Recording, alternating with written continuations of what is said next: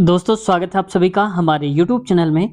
आज लेकर के आए हैं आपके लिए बेहतरीन सा पार्ट नंबर 151 एनटीपीसी का पिछला पेपर, जिसको हम बेहतरीन तरीके से समझेंगे और साथ ही क्वेश्चन का हम पूरा का पूरा प्रश्न पत्र भी देखते हैं, चाहे वो साइंस हो, बायो हो, मैथ, रीजनिंग कुछ भी हो, उसको समझते हैं। और अगर कोई चित्र वाला क्वेश्चन है तो उसको चित्र के माध्यम से भी समझने की कोशिश करते हैं। और कोई क्वेश्चन कहाँ पर रिपीट हुआ है एनटीपीसी में या ग्रुप डी में, वो भी साथ ही हम जानेंगे। दोस्तों करंट अफेयर का कोई क्वेश्चन आएगा, अपडेट करके उसको 2024 और 25 के हिसाब से बताएंगे। इससे आपकी करंट अफेयर भी अपडेट होता जाएगी और प्रीवियस ईयर क्वेश्चन भी सॉल्व होता जाएगा, ताकि दोबारा आपको ज्यादा मेहनत करने की आवश्यकता ना पड़े। दोस्तों शुरुआत करते हैं वीडियो की। चैनल पे अभी तक नए हैं, सब्सक्राइब नहीं किया तो आपसे रिक्वेस्ट है चैनल को सब्सक्राइब कर लीजिए, साथ ही बेल आइकन भी दबा लीजिए, ताकि जब भी हमारी ऐसी वीडियोज आए आपके पास नोटिफिकेशन पहुंच जाए और आप बेहतरीन तैयारी वीडियो देखकर कर सकें। आज का हमारा पहला क्वेश्चन है, यदि 64 सेंटीमीटर परिमाप वाले एक त्रिभुज की अंतः त्रिज्या 8 सेंटीमीटर है तो उस त्रिभुज का क्षेत्रफल ज्ञात करिए। यानी कि कहना चाहता है कोई एक त्रिभुज रहा होगा ऐसे करके, और उसके अंदर एक कोई वृत्त बना रहा होगा, और वृत्त की जो अंतः त्रिज्या देख रखी है, हालांकि ये ज्यादा सही नहीं है लेकिन इसमें टच होगा तीनों में, ठीक है, ऐसा बनेगा। उसकी त्रिज्या 8 सेंटीमीटर रही होगी। तो बताना है कि इस पूरे सर्कल का जो एरिया होगा वो कितना होगा, त्रिभुज का, माफ कीजिएगा, इस त्रिभुज का, यानी कि इस पूरे का एरिया कितना हो जाएगा। तो देखो इसकी शॉर्ट ट्रिक है, जो भी यहाँ पर परिमाप दे के रखा हो तो उस परिमाप को आप आधा कर दो। यानी कि 64 लिखा है और ये 64 लिख दो, 64 बटे में 2 आधा करेंगे तो कितना आएगा, 2 3 6 2 दूनी 4, यानी कि 32 सेंटीमीटर। अब ये जो 32 आ गया है उसको त्रिज्या से गुणा करा दो, यानी कि इंटू आर। आर मतलब 32 गुणे में 8, 8 दिया ना यहाँ पर, तो 8 दूनी 16, 8 तीस 24, 1 25, यानी कि 256 सेंटीमीटर स्क्वायर, यानी कि ऑप्शन नंबर तीसरा ही करेक्ट आंसर हमारा हो जाएगा। देखो पेपर में आपको इसी मेथड से करना है जैसे मैंने बताया, लेकिन अब आप कहेंगे आया कैसे, तो बेसिक देखने के लिए क्या होता है कि अगर हम मान लो कि यहाँ पर एस हमें निकालना है, तो टोटल टोटल मतलब कि जैसे मान लो कि कोई भुजाएं हैं त्रिभुज की, कैसा भी त्रिभुज रहा होगा ए बी और सी, तो क्या बोलेंगे, ये सी कर लो इसको, ए प्लस का बी प्लस का सी और वाई में कर दो 2, तो वही पूरा परिमाप हो गया ना। तो वही हमने इसीलिए परिमाप का आधा किया था। इसके बाद जब एस आ जाता है तो हमारे पास फार्मूला होता है त्रिज्या बराबर एरिया ऑफ जो भी त्रिभुज निकालना होता है, ठीक है, त्रिभुज का एरिया, और नीचे यहाँ पर लिखते हैं एस। एस का मतलब ये जो परिमाप का आधा करते हैं वो, ये फार्मूला लगता है रियल में, ठीक है। तो मैंने फार्मूला भी बता दिया, आप लोग इसको भी नोट कर लो। अगला, भारत में सिजदा प्रथा किसने शुरू की थी, तो ये गयासुद्दीन बलबन ने शुरू करा था। ऑप्शन तीसरा करेक्ट आंसर है। देखो दोस्तों जो सिजदा होता है, सिजदा का मतलब होता है, जैसे आपने देखा होगा कोई टीवी सीरियल या कोई महाभारत वगैरह, जैसे कि राजा बैठा होता है अपने सिंहासन पर, तो उनके दास या दासी आते हैं, तो आते ही क्या करते हैं, झुकते हैं, ठीक है, उनको प्रणाम करते हैं। तो वही प्रणाम करना ही क्या कहलाता है, सजदा, यानी कि माथे से जमीन को छूते हैं जब हम, तो वो सिजदा करना होता है, यानी कि प्रणाम करना होता है। सिजदा के साथ साथ एक वर्ड और होता है पैबोस, ठीक है, हो सकता है अगली बार आपसे ये पूछ ले। तो पैबोस का मतलब होता है दोस्तों कि राजा के पैरों को जब चूमता है कोई, जैसे मान लो राजा सिंहासन पर बैठा है तो लोग जाते हैं उनके पैरों को चूमते हैं, ये क्या होता है, पैबोस कहलाता है। सिजदा का मतलब चूमते नहीं पैरों को, उसको क्या करते हैं, माथे से प्रणाम करते हैं, नमन करते हैं, वो होता है सिजदा, ठीक है। तो समझ गए होंगे सिजदा और पैबोस में अंतर। अगला, स्वतंत्र भारत के पहले गवर्नर जनरल कौन थे, ये क्वेश्चन रिपीटेड क्वेश्चन है, इसको आप स्टार लगा के लिख लो। इसके थे पहले लॉर्ड माउंटबेटन, यानी कि प्रथम जो बने हुए थे गवर्नर जनरल लॉर्ड माउंटबेटन थे। और हो सकता है दोस्तों कि थोड़ा और पूछ ले कि प्रथम कौन थे, तो ये तो गवर्नर जनरल लॉर्ड माउंटबेटन, लेकिन दूसरे कौन थे, तो सी राजगोपालाचारी थे, ठीक है, गवर्नर जनरल थे। सी का मतलब क्या हुआ, चक्रवर्ती, ठीक है, क्योंकि हो सकता है पूछ लिया जाए, हालांकि ये पूछा नहीं जाएगा, लेकिन दूसरे गवर्नर जनरल कौन बने थे, सी राजगोपालाचारी, और अंतिम भी थे सरदार पटेल के बारे में, ये भारत के पहले हमारे जो उप प्रधानमंत्री थे ये थे, ठीक है। इनकी जयंती 31 अक्टूबर को मनाई जाती है। आपने देखा होगा कि यहाँ पर इनकी बहुत बड़ी मूर्ति स्थापित करी गई है सरदार वल्लभ भाई पटेल की। कहाँ पर है आप लोग बताना जरा कि किस राज्य में स्थित है इनकी जो मूर्ति है। और भीमराव अंबेडकर जी को तो आप जानते होंगे, हमारे संविधान के निर्माता कहलाते हैं, यानी कि संविधान निर्माता कौन कहलाते हैं, डॉक्टर भीमराव अंबेडकर जी। इनके बारे में कहा जाता है कि इन्होंने कुछ सालों बाद उन्होंने हिंदू धर्म छोड़ दिया था और शायद जैन धर्म अपना लिया था, ठीक है। उन्हें अच्छा नहीं लगा था, यहाँ के जो भेदभाव किया जा रहा था, नीच मतलब जिनको बनाया जा रहा था, छुआछूत की भावना चरम पर थी, तो इस वजह से उन्होंने ये सब देखते हुए हिंदू धर्म को छोड़ दिया था। ठीक है, तो ऑप्शन इसका माउंटबेटन दूसरा करेक्ट आंसर हो जाएगा। आगे बढ़ते हैं। भारत की संविधान सभा की पहली बैठक कब आयोजित की गई थी? तो ये थी दोस्तों 9 दिसंबर 1946 को आयोजित की गई थी। तो उम्मीद है आप याद रखेंगे। अच्छा, आप लोग बताओ जरा, संविधान सभा की प्रारूप समिति के एक अध्यक्ष बनाए गए थे, वो कौन थे? अब मैं आपको ऑप्शन दे देता हूं ताकि आपको आसान हो जाए। भीमराव अंबेडकर, सच्चिदानंद सिन्हा, सरदार वल्लभ भाई पटेल, स्वामी विवेकानंद। ठीक है, अगला क्वेश्चन है, प्रोटोप्लाज्म शब्द किसने गढ़ा था, यानी कि उसकी खोज किसने करी थी, नाम किसने दिया था प्रोटोप्लाज्म?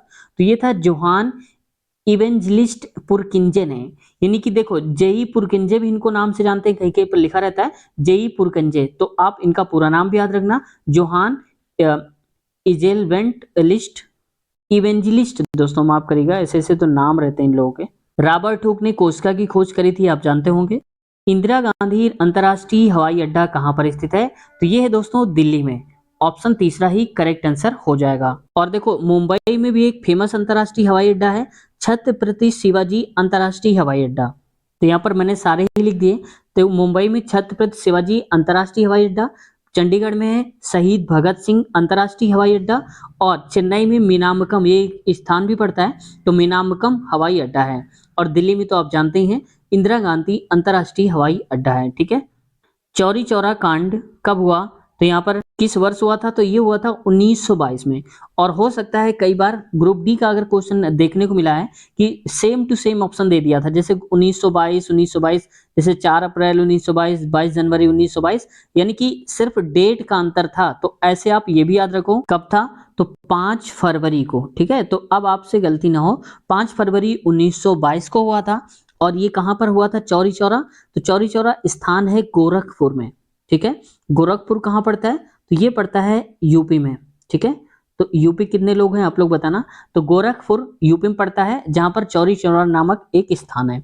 वहां पर क्या करा था कि ब्रिटिश शासन जो थे, ब्रिटिश शासन में एक पुलिस चौकी थी, वहां पर भारतीयों ने आग लगा दी थी, और जिसमें से कुल 22 जो पुलिस वाले थे जलकर उनकी मौत हो गई थी। इस वजह से ये कांड थोड़ा सा बड़ा हो गया था, तो चौरी चौरा कांड के नाम से जानते हैं।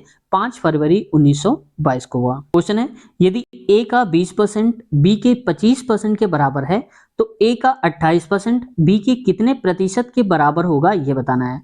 तो देखो पहले ध्यान से, हम अगर ये कहते हैं कि ए का 20 का मतलब क्या हो गया कि अगर ए 20 है, तो इसका मतलब है दूसरा कितना है, बी हो जाएगा 25। ठीक है, पूछा कितना है, 28 पूछा है, तो इसको थोड़ा सा काट लेते हैं, इसको 5 से कट करते हैं, तो ए तो रहेगा यहाँ पर कितना, 5 चौक 20, तो 5 चौक 20 यानी कि 4 आया, और इसको भी काटिए तो 5 25 यानी कि 5 आ गया। ये बात समझ में आ गई, क्योंकि हमने इसको काटा है 5 से, 5 चौक 20 और 5 25, तो A4 की वैल्यू आ गई कितनी, B5, यानी कि 4% ए का बी के 25% के बराबर, 5% के बराबर है। ए का 28 निकालना है, तो आप बताओ 4 से किसका गुणा करें, तो आप कहेंगे 7 का गुणा करा दीजिए। तो जब 4 सत्ते 28, यानी कि ए का 28% ही तो पूछा है, तो यहाँ 7 से गुणा, तो यहाँ भी 7 से गुणा, तो बी का कितना हो जाएगा, ये हो जाएगा 5 सत्ते 35, यानी कि 35% हो जाएगा। तो बी के कितने प्रतिशत के बराबर होगा, 35% के बराबर। ऑप्शन नंबर पहला ही करेक्ट आंसर हो जाएगा हमारा। अगला क्वेश्चन है, अप्रैल 2019 में जर्मनी में मीना कुमारी मैसनम ने किस वर्ष में किस खेल में स्वर्ण पदक जीता था? तो उन्होंने जीता था मुक्केबाजी में। कुल मिला के कहना चाहता है कि मीना कुमारी का संबंध किस गेम से है? तो ये है मुक्केबाजी से। तो मुक्केबाजी में सबसे ज्यादा नाम एक पूछा जाता है मैरी कॉम का। ठीक है, ये भी आप याद रखना, मैरी कॉम। और इसके साथ साथ एक और है विजेंदर सिंह।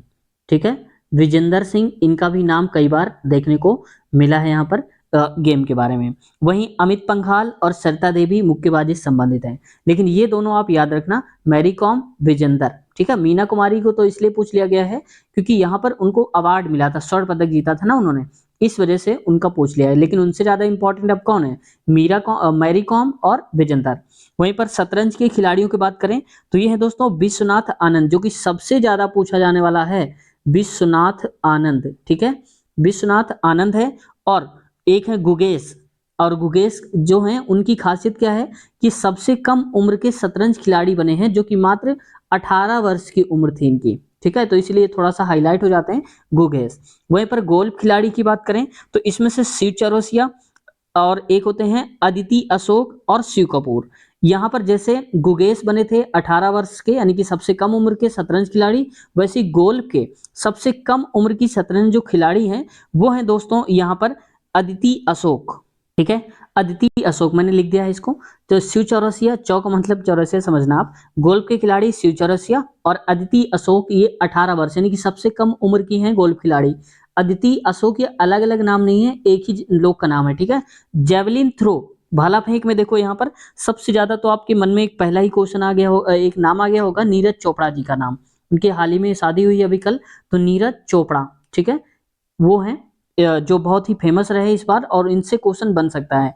तो जेवलिन थ्रो में आते हैं नीरज चोपड़ा और एक आते हैं किशोर जैना।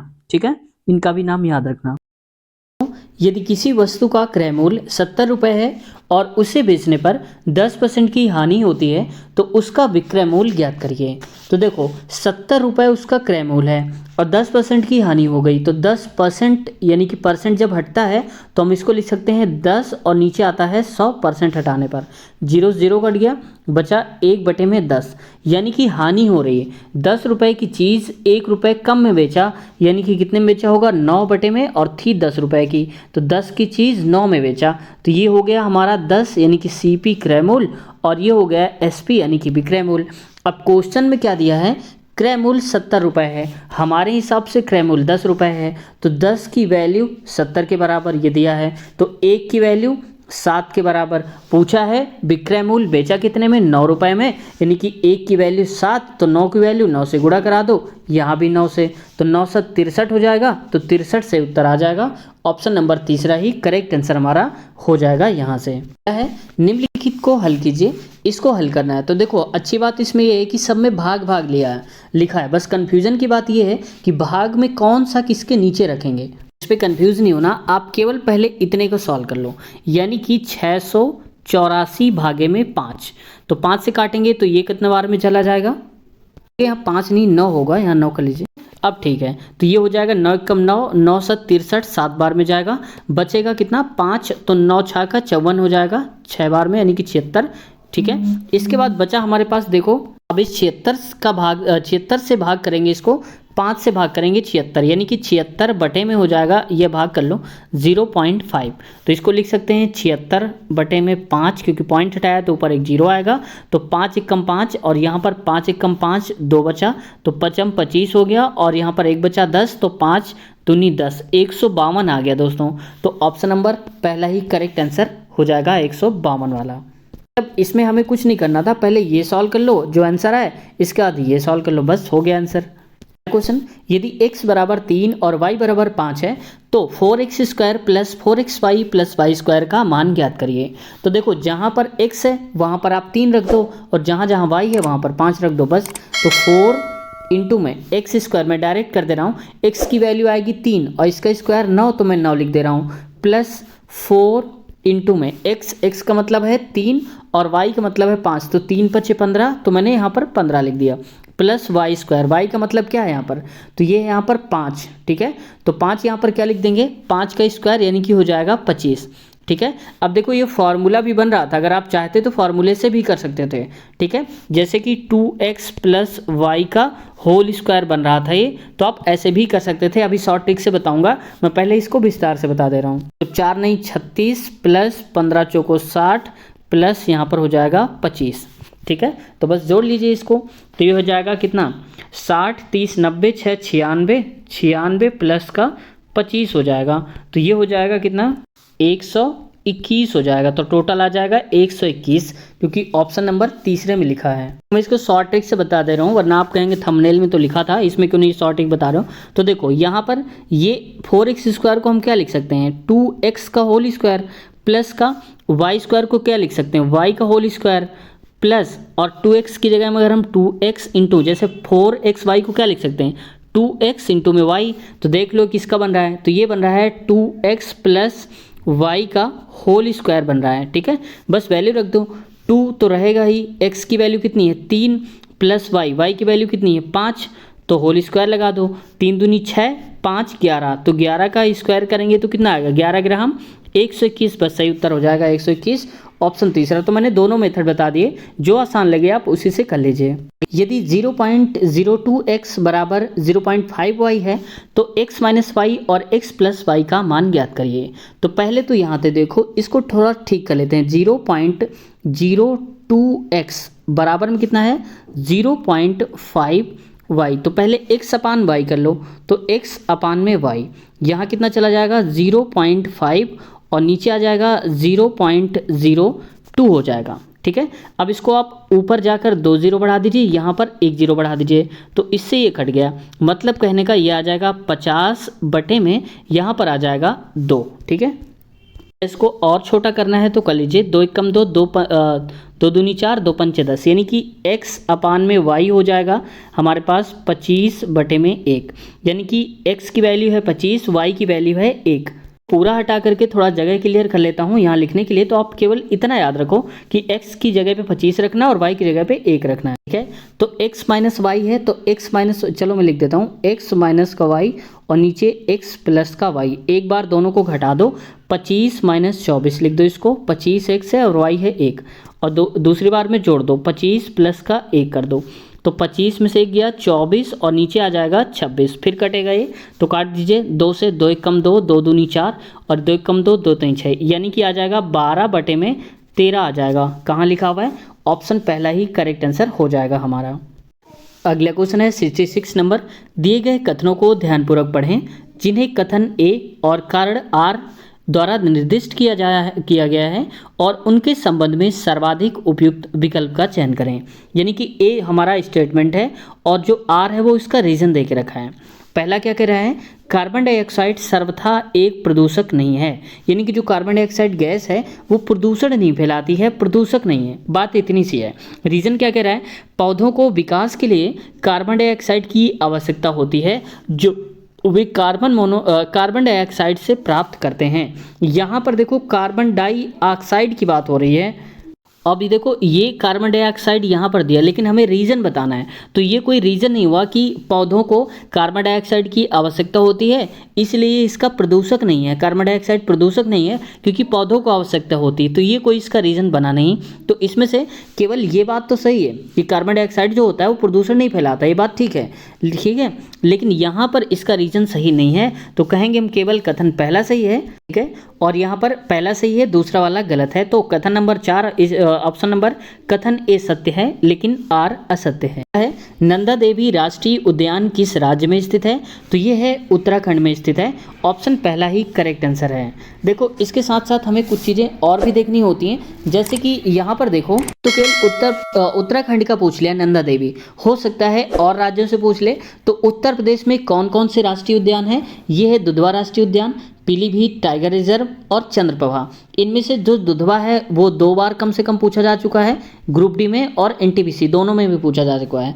और इसका जो चंद्रप्रभा है, ये चंद्रप्रभा पूछा गया था, इसमें एएलपी वाले में पूछा गया था, तो यहाँ पर दोनों ही याद कर लो, दुधवा चंद्रप्रभा, और यहाँ पर एक साथ पीलीभीत में एक और टाइगर रिजर्व है उसको भी याद रखना। वहीं बिहार का जो सबसे फेमस है वो है वाल्मीकि, ठीक है, वाल्मीकि अभयारण्य है, तो वाल्मीकि है और भीमबंध है, कैमूर है, ये तीनों की तीनों अभयारण्य संबंधित है बिहार से। मध्य प्रदेश में जो सबसे ज़्यादा पूछा जाता है वो पूछा जाता है पेंच, ठीक है, पेंच अभयारण्य, या साथ ही पंचमढ़ी भी 1-2 बार पूछा गया है, पंचमढ़ी अभयारण्य, ये भी कहाँ पर है, मध्य प्रदेश में। इसके साथ साथ एक और है गांधी सागर, ये तो अभी तक नहीं पूछा गया मेरे हिसाब से तो गांधी सागर, लेकिन फिर भी आप इसको याद रखो, हो सकता है पूछ लिया जाए। तो मध्य प्रदेश में पेंच, पंचमढ़ी नहीं, इसको पंचमढ़ी कर लो, ये पंचमढ़ी है, ठीक है, पंचमढ़ी और गांधी सागर ये मध्य प्रदेश में, और बिहार में वाल्मीकि, भीमबंध और कैमूर। उत्तर प्रदेश में दुधवा नेशनल पार्क, चंद्रप्रभा और साथ ही इसमें पीलीभीत टाइगर रिजर्व है। उत्तराखंड में नंदा देवी। आगे बढ़ते हैं, क्वेश्चन है, एक विजेता 600 रुपये में 300 आम खरीदता है, उनमें से कुछ आम सड़ गए हैं और फेंक दिए गए हैं, यानी कि 300 आम खरीदे उसने कुल 600 रुपये में, ठीक है, और कुछ आम सड़ गए, हमें पता नहीं कितने, लेकिन उसने शेष बचे आमों को ₹3 प्रति आम की दर से बेच दिया, यानी कि हर एक आम को ₹3 में बेच दिया और ₹210 का लाभ कमाया। फेंके गए आमों का प्रतिशत क्या होगा? तो पहले तो आप देखो टोटल कितने आम थे, 300 आम थे, खरीदे कितने रुपए में, ₹600 में। तो काटेंगे अगर तो आ जाएगा 2 की वैल्यू 1, यानी कि ₹2 में एक आम उसने खरीदा था। ये बात समझ में आ गई? कुल 300 आम खरीदे थे। अब जरा यहाँ ध्यान से देखो कि ₹3 का एक आम बेचा था और लाभ कितना हुआ, ₹310 का। तो ₹310 का लाभ होने का मतलब है कि अगर हम कहेंगे ₹310 खरीदा था कितने रुपए का, ₹2 का, तो ₹1 बढ़ा के ही तो बेच रहा है भाई। ₹2 का खरीदा था, ₹3 का बेच दे रहा है, तो ₹1 तो लाभ हो रहा है। यानी कि एक आम बेचेगा तो ₹1 उसको मिलेगा एक्स्ट्रा, यानी कि प्रॉफिट। यहाँ मिला कितना है, ₹310 का लाभ हुआ है, ₹210 का। इसका मतलब है कुल आम उसने कितने बेचे होंगे, 210 आम बेचे होंगे, तभी तो ₹1 लाभ करके 210 आया होगा। ठीक है, ये बात समझ में आ गई। टोटल आम हमारे पास थे कितने, 300 आम थे। 300 आमों में से बेचे कितने आम उसने, 210, तो बाकी सड़ कितने गए होंगे, 300 में से 210 हटाएंगे तो 90। बताना था फेंके गए आमों का प्रतिशत, तो फेंके गए आमों का प्रतिशत टोटल कितने फेंके गए, 90, और पहले थे कितने स्टार्टिंग में, ये थे 300, गुणे में 100, क्योंकि हम प्रतिशत निकाल रहे हैं। 00 से 00 कटा, 3 एकम 3 और 3 त्रिका 9, यानी कि 0। कुल मिलाकर जो उसको प्रतिशत बताना है, 30% फेंके गए हैं आम जो कि सड़ गए थे। तो ऑप्शन नंबर चौथा वाला इसका करेक्ट आंसर हो जाएगा। तो इसमें सही ऑप्शन होगा इसका 30%, लेकिन आंसर दिया गया था 10%, जो कि मेरे हिसाब से सही नहीं लगता है, गलत है। यहाँ पर होना चाहिए था चौथा वाला। लेकिन आप लोग ज़रा बताना है इसको आपके हिसाब से क्या होना चाहिए था। मजदूर ए मजदूर बी से 3 गुना अधिक कार्यकुशल है, यानी कि वो तिगुना काम करता है। वे दोनों एक साथ मिलकर एक कार्य को 18 दिन में पूरा कर सकते हैं। तो ए अकेले उस कार्य को कितने दिन में करेगा? यानी कि कहने का मतलब है दो मजदूर, एक ए है और दूसरा वाला मजदूर बी है। तो ए जो है बी से 3 गुना ज्यादा कार्यकुशल है, यानी कि अगर बी एक्स काम करेगा, या ऐसे मान लो एक काम करेगा, तो ये करेगा 3 काम। क्यों? क्योंकि तिगुना कार्यकुशल है। कौन? ए। बात समझ में आ गई? तो आप बताओ वे दोनों अगर मिल जाते हैं तो क्षमता इनकी कितनी हो जाएंगी, 3 + 1 4 हो जाएंगी। तो 4 क्षमता के हिसाब से लगातार अगर वो 4 काम करेंगे, 18 दिन तक करते रहेंगे, तो 18 चौक 72, यानी कि 72 काम टोटल हो जाएगा। और यही जो 72 काम है दोस्तों, इसी को बोला जा रहा है कि ए अकेले कितने दिन में करेगा। तो ए कितना करता है एक दिन में, 3 काम करता है, तो बस 3 से आप डिवाइड कर दीजिए। तो 3 एकम 3, यहाँ पर 3 दूनी 6, एक आ जाएगा 12, 3 चौक 12, यानी कि 24 दिन में काम को पूरा कर डालेगा। ऑप्शन तीसरा ही करेक्ट आंसर हो जाएगा हमारा। अगला, सिख धर्म के पहले गुरु कौन थे? तो ये थे गुरु नानक देव जी। ऑप्शन तीसरा करेक्ट आंसर है। वहीं देखो दोस्तों, बात कर लेते हैं गुरु गोविंद सिंह जी के बारे में। ये सिखों के 10वें गुरु के रूप में जाने जाते हैं, यानी कि सिखों के 10वें गुरु थे, और साथ ही अंतिम गुरु भी जाने जाते हैं, इसलिए और भी महत्वपूर्ण हो जाते हैं। अंतिम गुरु और 10वें थे। वहीं रामदास जी जो थे, ये सिखों के 4वें नंबर के, यानी कि 4वें नंबर के गुरु रहे हैं सिखों के। ठीक है। वहीं देखो गुरु नानक तो मैंने बता दिया, सिख धर्म के पहले गुरु रहे हैं। और हरगोबिंद सिंह जो है दोस्तों, ये 6वें गुरु रहे हैं, यानी कि सारे के सारे सिखों के गुरु हैं, ये 6वें नंबर के गुरु रहे हैं। ठीक है। तो कई सारे लगभग लगातार पूछ लिए हैं, पहले वाले और चौथे वाले, फिर 6वें वाले और 10वें वाले। ठीक है। उनमें सबसे ज्यादा इंपॉर्टेंट कौन है कि पहले गुरु कौन थे और अंतिम कौन थे, तो बस दोनों ज्यादा याद रखना, गुरु गोविंद सिंह और पहले गुरु गुरु नानक देव जी। अगला है, निम्न में से कौन सा पशु ऊतक नहीं है? तो पशु ऊतक इनमें से दोस्तों मेरिस्मेटिक ऊतक जो है, ये पशु ऊतक नहीं है, ये पौधे में ऊतक पाया जाता है, यानी कि वृक्षों से संबंधित है। बाकी सारे जीवों से त्वची ऊतक, पेशी ऊतक और संयोजी ऊतक है। मेरिस्मेटिक ये होता है पौधों में, और इसका काम क्या होता है कि ये पौधों में वृद्धि का काम करते हैं, यानी कि पौधों में जो वृद्धि और विकास होता है वो इसी ऊतक की वजह से होता है। चाहे वो शाखाओं पे हो, जमीन के ऊपर वाली जो चीजें हैं, या फिर जमीन के नीचे जो उसकी जड़ें हैं, उनमें भी जो वृद्धि का कार्य करता है वो मेरिस्मेटिक ऊतक ही करता है। अगला है, आरबीआई का मुख्यालय कहाँ पर स्थित है? तो ये है मुंबई में, यानी कि आरबीआई का मुख्यालय है मुंबई में। और कई बार आरबीआई का फुल फॉर्म पूछ लिया जाता है, तो रिजर्व बैंक ऑफ इंडिया, तो ये भी आप याद रखना, रिजर्व बैंक ऑफ इंडिया। इसके जो इस वक्त यहाँ पर कह सकते हो कि जो हेड कौन है, गवर्नर कौन है, तो आरबीआई गवर्नर है इस वक्त संजय मल्होत्रा जी। याद रखना, क्योंकि करंट अफेयर का क्वेश्चन बन सकता है आपसे कि आरबीआई के वर्तमान में गवर्नर कौन है, तो संजय मल्होत्रा हैं। ठीक है, लिख लो आप इसको सही से, मैंने यहाँ लिख दिया है। वहीं पर अगर हम वित्त मंत्री की बात करें, लेखा जोखा संबंधित है अगर, तो हम पैसों से बात कर लेते हैं। तो वित्त मंत्री इस वक्त आप जानते होंगे कौन है, तो मैं बता देता हूं, यहाँ पर निर्मला सीतारमण जी हैं। ठीक है, अभी बजट हाल ही में पेश होने वाला है, तो ये क्वेश्चन आपके लिए इंपॉर्टेंट हो जाएगा। जब ये वित्त मंत्री या वित्त से संबंधित कोई भी चीजें हैं, तो फरवरी में आपके लिए इंपॉर्टेंट हो जाएगा। तो निर्मला सीतारमण जी हैं वित्त मंत्री।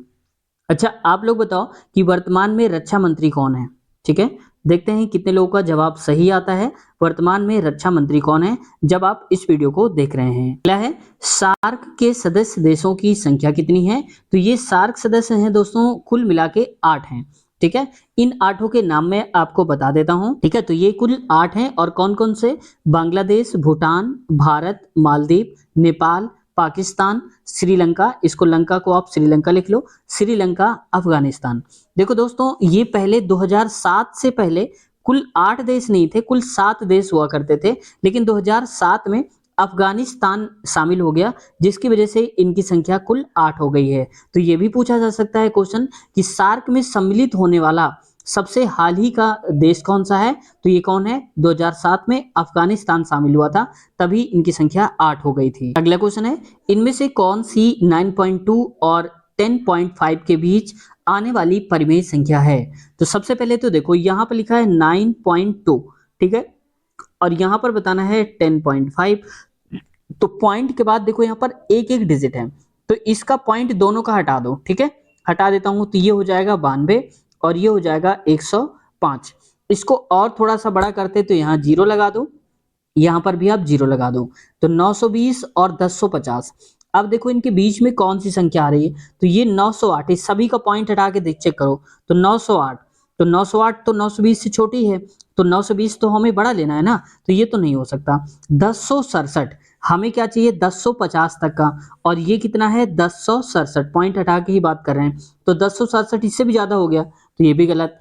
और अगला देखो यहाँ पर ये हो जाएगा 955, यानी कि 955। तो देखो 955 920 से ज्यादा है और 1050 से कम है, तो इसका मतलब ये सही उत्तर हो जाएगा। वही 915 देखो, तो 915 ये कम पड़ रहा है, क्यों, क्योंकि हमें तो यहाँ 920 तक लेना है, तो 920 हो रहा है ज्यादा, और हमें चाहिए 915, ये और भी कम हो रहा है, तो ये भी नहीं होगा। केवल ऑप्शन हमारा दूसरा वाला करेक्ट आंसर है। अभी देखो दोस्तों, एक क्वेश्चन इसी से रिलेटेड आया था, शायद पिछले पार्ट में करवाया था कहीं पर, कि आप लोग अच्छा बताओ, इसको मैं थोड़ा सा अपडेट करके बता देता हूँ कि 30 से लेकर के 31 के बीच में, चलो 31 छोड़ो, 32 कर लो, 30 से 32 के बीच में कुल कितनी संख्याएं हैं, आप लोगों को बताना है। ठीक है, देखते हैं कौन से लोगों का जवाब सही आता है। तो कैसी भी संख्याएं हो सकती है, पॉइंट में भी हो सकती है, कैसे भी आप करो वो बताना है। अगला क्वेश्चन, एक निश्चित कोड भाषा में पी क्यू आर एस को एच आई जे के लिखा जाता है, उसी कोड भाषा में एक्स वाई जेड ए को किस प्रकार से लिखा जाएगा। तो पहले तो हम ये देख लेते हैं कि पी को एच कैसे लिखा गया होगा। तो देखो यहाँ पर ABCD लिख दिया है ताकि आपको आसानी हो जाए। तो पहले देखो P से H बनाया गया, कैसे बनाया गया होगा, तो यहाँ पर P कहाँ पर लिखा है, ये लिखा है, P से H बनाया गया, और P लिखा है यहाँ पर, H कहाँ पर है, यहाँ पर। तो इनके बीच का गैप देखो, 1 2 3 4 5 6 और 7, टोटल 7 का गैप है। वहीं पर देखो X, ये X दिया ना, तो X के बाद आप पीछे चलो 7 का गैप करके, तो 1 2 3 4 5 6 और एक ये 7 का गैप, तो 7 का गैप यहां से यहां तक हो जाएगा, तो क्या आएगा हमारे पास, P आ जाएगा। तो ये तो फिक्स हो गया कि X को हम क्या लिखेंगे, P लिखेंगे। वहीं देखो Q को I लिखा गया है, तो Q को I कैसे लिखा गया, तो यहाँ पर है Q से पीछे चलेंगे, 1 2 3 4 5 6 7, 7 का गैप है। फिर यहाँ से देखो वैसे ही Y के बाद चलो 7 का गैप करके, तो यहाँ पर लिखो Y के बाद क्या हो जाएगा, 1 2 3 4 5 6 7, यानी कि आएगा Q, तो यहाँ पर आ जाएगा Q। तो PQ स्टार्टिंग में आएगा, तो देख लो कहाँ पर स्टार्टिंग में PQ लिखा है, तो केवल ऑप्शन पहले में ही PQ लिखा है। अब आपको और भी स्मार्ट तरीके से कैसे सॉल्व करना है, यहाँ पर यूनिक लेटर देखो, तो इसमें से यूनिक लेटर केवल पी है, बाकी किसी ऑप्शन में पी नहीं दिया, तो बस आप केवल पी से ही अंदाजा लगा सकते हो और इसी को टिक करके आप आगे बढ़ सकते हो ताकि आपका टाइम भी बच जाए। लेकिन हो सकता है कि कई बार अगर और एग्जामिनर क्वेश्चन को हार्ड बनाएगा तो यहाँ पर पी क्यू दोनों में आ सकता है, तो फिर हमें मजबूरी में तीसरा भी देखना पड़ेगा। तीसरा मतलब कि यहाँ पर देखो आर है, तो आर यानी कि यहाँ पर क्या आ रहा है, जे आ रहा है, तो आर से जे का बीच गैप कितना है, तो देखो यहाँ मैं इनको अलग कर देता हूँ। को आर के बाद जे कैसे लिखा गया होगा, ये लिखा है 1 2 3 4 5 6 7, 7 का गैप है, फिर लिखा गया यानी कि पीछे हमें 7 चलना है। वैसे ही जेड, जेड के पीछे चलो तो यहाँ से 3 3 6 और एक 7, एस तक का गैप रहेगा तो क्या आएगा, आर आएगा, तो यहाँ पर आ जाएगा आर, तो पी क्यू आर आ जाएगा। तो ऑप्शन नंबर पहला ही करेक्ट आंसर हमारा हो जाएगा, यहां से आप देख सकते हो। तो दोस्तों आज की वीडियो को हमने कवर कर लिए हैं 75 तक के क्वेश्चंस, और आगे बचे हुए क्वेश्चन इस क्वेश्चन पेपर के कवर करेंगे हम नेक्स्ट पार्ट में। और अगले पार्ट की लिंक आपको इसी वीडियो के नीचे डिस्क्रिप्शन में मिल जाएगी, वहां से आप चेक कर सकते हो। और सारे पार्ट दोस्तों अगर आपने पीछे वाले पार्ट्स नहीं देखे तो उनको आप क्रम से लगा सकते हो, प्लेलिस्ट हमने वहां पर बना दिया है, क्रम से आप देख सकते हो, जिसमें से पार्ट 1, पार्ट 2 और पार्ट 3 यानी कि सारे पार्ट्स आपको देखने को वहां से वहां तक मिल जाएंगे।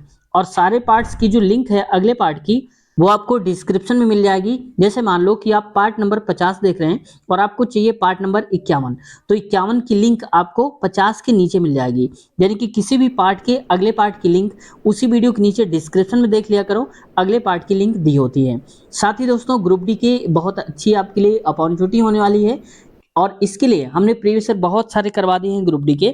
अगर आपने नहीं देखा तो देख सकते हैं, प्लेलिस्ट हमने ग्रुप डी की भी बना दिया है, ग्रुप डी पिछला वर्ष पेपर के नाम से, तो वहां से आप आसानी से देख सकते हो और उनको भी हमने क्रम से लगा दिया है। साथ ही दोस्तों रेलवे के इंटरव्यू जो आप लोगों के क्वेश्चंस रहते थे कि सर इंटरव्यू लेकर देखिए वहां पर क्या काम होता है, कितने घंटे होता है, क्या सैलरी बेसिक होती है, तो उन सब के बारे में हमने क्वेश्चंस किए हैं वहां जा करके। तो अगर आप देखना चाहते हैं उस वीडियोस को तो हमने अलग से प्लेलिस्ट बना दिया है रेलवे इंटरव्यू के नाम से, वहां पर आप क्लिक करके सारी वीडियोज को देख सकते हैं। साथ ही क्योंकि आप जानते हैं कि एनटीपीसी में से वेटेज ज्यादा होता है जीएसजीके का, तो जीएसजीके भी आपका एक महत्वपूर्ण टॉपिक हो जाता है। तो हमने कई सारे पार्ट्स जीएसजीके की भी करवा दिए हैं, तो प्लेलिस्ट बना दिया है, वहां से भी आप देख सकते हो। या फिर दोस्तों अगर आप प्लेलिस्ट तक नहीं पहुंचना चाहते या नहीं पहुंच पा रहे हैं तो इसी वीडियो के नीचे, जिस वीडियो को आप देख रहे हो, तो इसी वीडियो के नीचे डिस्क्रिप्शन में आप देख लेना, मैं सारी प्लेलिस्ट की एक एक वीडियोस की लिंक यहाँ पर नीचे दे दूंगा, वहां से आप क्लिक करके आसानी से देख सकते हो। तो दोस्तों आज की वीडियो कैसी लगी कमेंट सेक्शन में जरूर बताइए। किसी भी प्रकार का कोई क्वेश्चन है, कोई डाउट है तो आप कमेंट्स कर सकते हैं, आपका रिप्लाई देने की कोशिश करेंगे। जैसे हजारों लोगों ने अब तक कमेंट्स करे हैं और आप सभी का रिप्लाई भी मिला होगा। तो दोस्तों चैनल पे अभी तक नए हैं, सब्सक्राइब नहीं किया तो आपसे रिक्वेस्ट है चैनल को सब्सक्राइब कर लीजिए, साथ ही बेल आइकन भी दबा लीजिए ताकि जब भी हमारी वीडियो आए आपके पास नोटिफिकेशन पहुंच जाए और आप वीडियो को सबसे पहले देख पाएं। तो अगले पार्ट की लिंक इसी वीडियो के नीचे डिस्क्रिप्शन में है, क्लिक करिए। फिर मुलाकात करते हैं अगले पार्ट में। अपना ख्याल रखिए, टेक केयर, बाय बाय।